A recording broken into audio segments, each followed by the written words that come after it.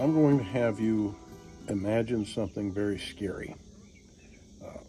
For this exercise, I would have you imagine living on the Western Plains, the turn of the 17th century or the mid 19th century, 1800s, and you're there peacefully sleeping in your teepee at night or your cabin, and then you hear it.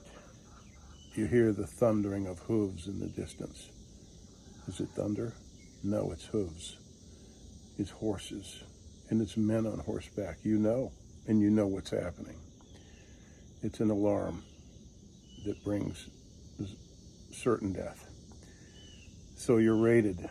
The Comanche raiders come, and you hear the sounds of shouting, and you hear the crackling of fire. You know that teepees are burning, and you hear the screams, and they're killing, as they often did, as many tribes did, as many civilizations did. They're killing the children even. Indigenous tribes here that did this for millennia, but sadly, we did some of this too when we came here for a time.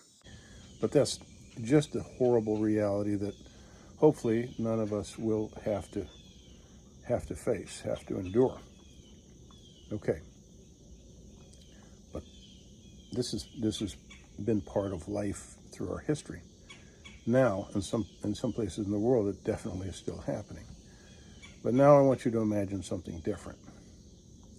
So that what I just depicted is in warfare, and this is when you imagine that, you imagine the hatred, the sheer hatred that it takes to. I don't even want to think about it or talk about it, but it was a reality. Babies were killed, beautiful, precious youth, children.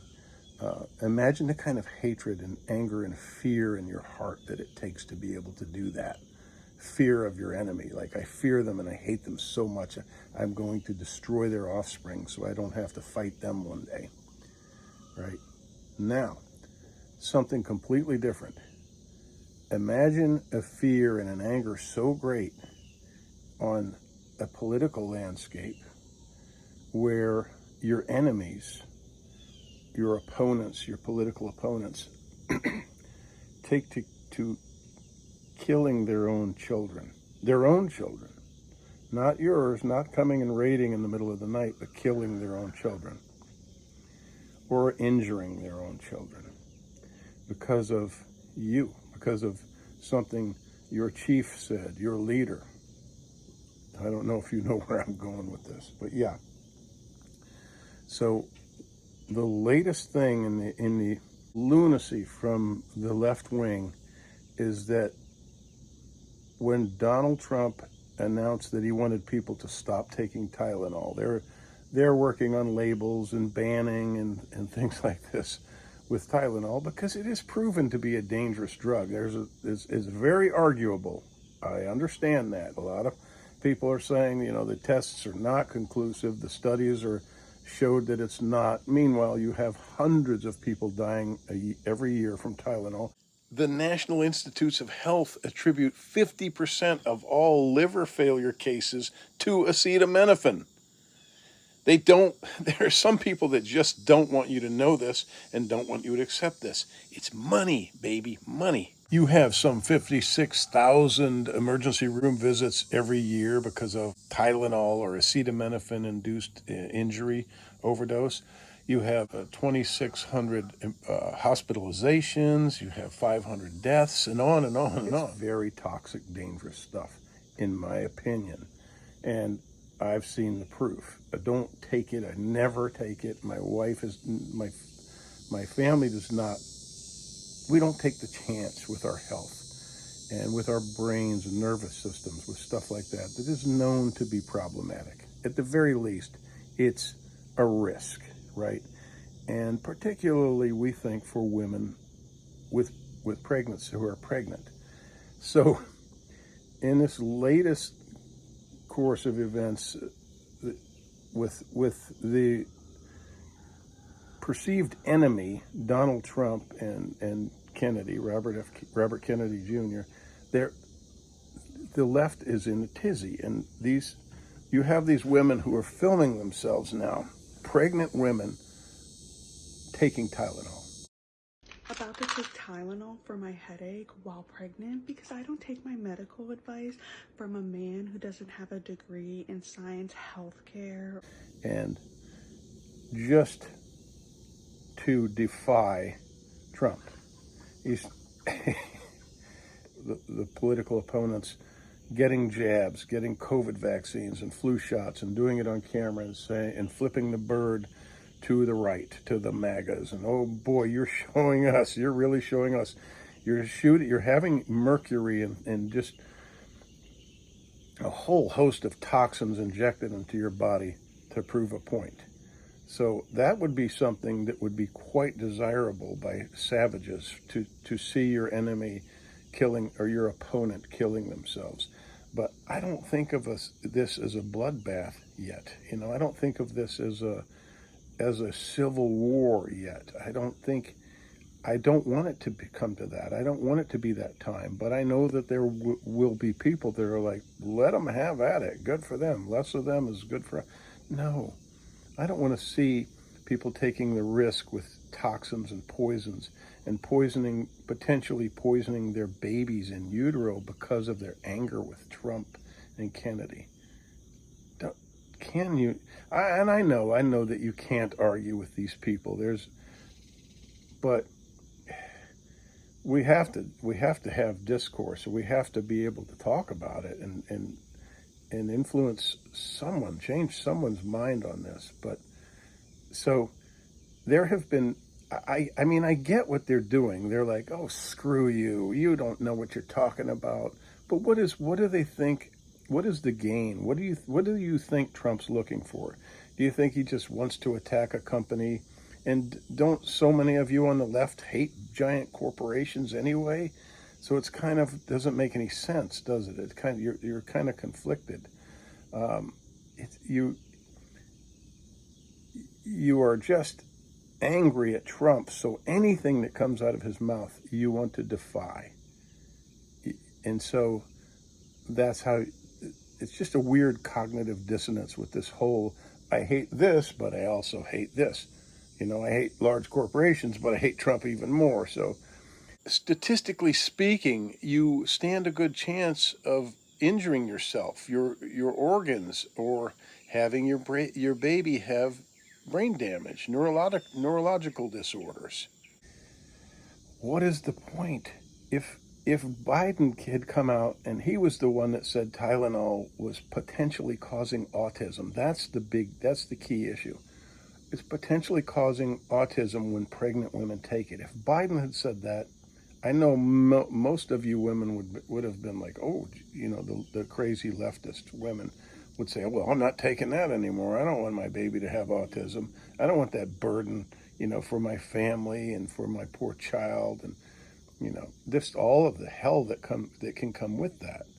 God bless them, but because it was Trump, they're popping them like candy, and they're going out and getting those booster shots, and man, that is the definition of insanity. It's horrible. So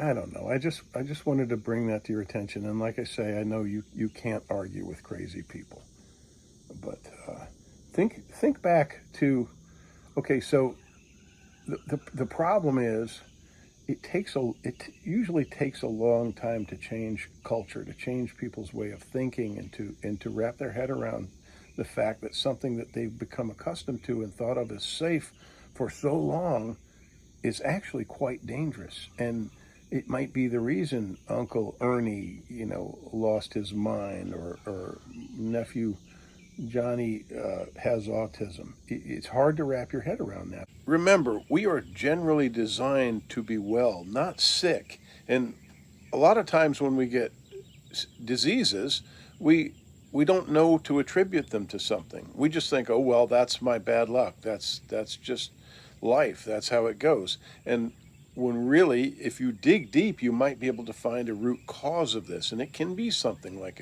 an ingested toxin, something you've eaten or taken as medicine. These can cause all kinds of maladies. But also, think back. We used lead paint for centuries, centuries, and so many people died. And so many people had cognitive issues because of destroyed their brains. Children eating lead paint. It was it had been there for hundreds of years. You know, it had been there for decades and centuries on these old farmhouses, and these little kids would see that stuff on the windowsill peeling off, and they would just peel a piece off. And what does a kid do then? Well, you got something in your hand, you put it in your mouth, and it would damage their brains or kill them. Um, and but it's lead, and you know, children ingested all kinds of things, lead and arsenic, and over centuries. And so then they came out and they were doing studies, and they realized, hey, they recognized a problem, and it took some time, and people kept saying, be sure your kids don't eat lead paint, be sure your kid doesn't eat that. Okay, we got to watch our kids, managing the problem. And then they finally banned lead paint. It took decades for regulatory action to be taken.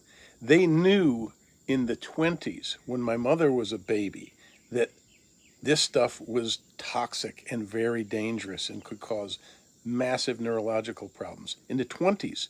And it wasn't until I was 16 in the late 70s when they finally banned it. They finally did something about it. Why? Because of industry resistance. What does that mean?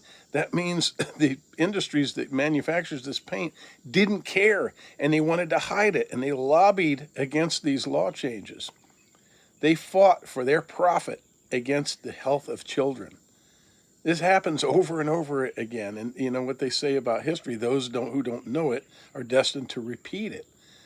Come on, people, take care of yourselves. Don't be so hateful that you're damaging your offspring. And now, you know, if I buy a house, I have to see in the disclosure statement. I have to see, that's one of the things you need to disclose, whether or not this house has lead paint is a big deal. But before, we were happy-go-lucky, and we were painting the hell out of everything. Everything was painted with lead paint, and asbestos was used everywhere, and it took time.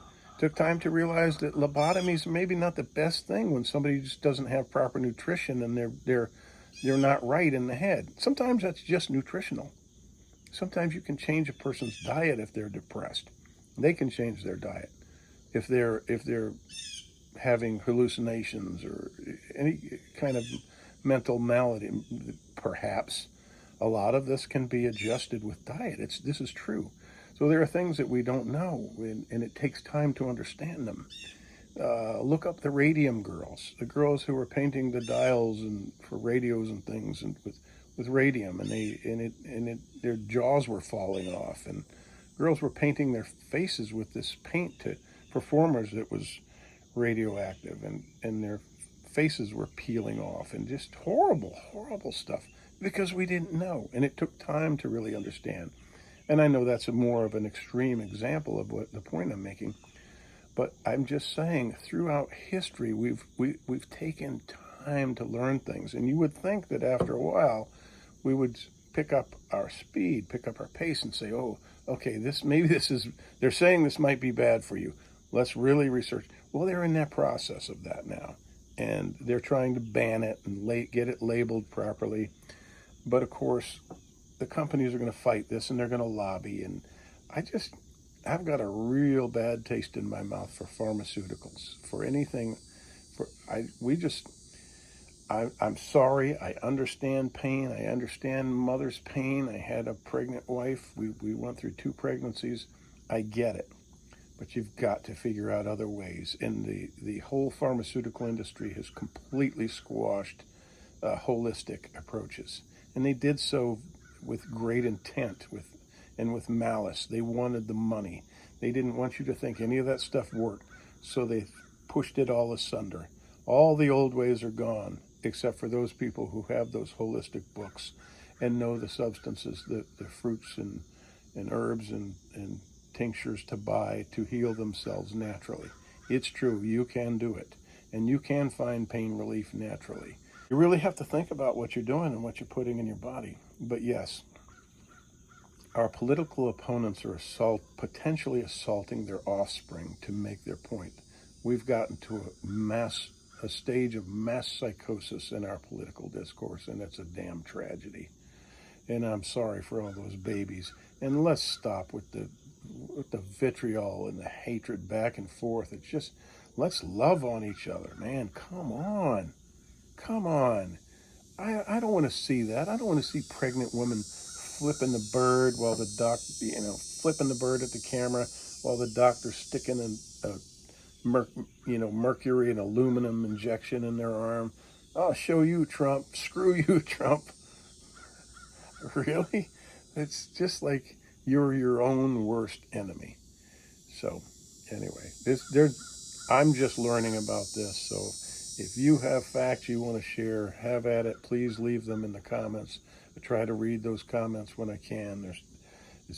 We don't have enough time to respond as much as we would like to, but we appreciate it nonetheless. Anyway, I just wanted to bring that to your attention. If something's potentially dangerous, it's your responsibility to take care of yourself and your children. That's all I can say on that for now. We'll talk more soon. Thank you for watching. Be sure to like and subscribe if you would, please. Love to all.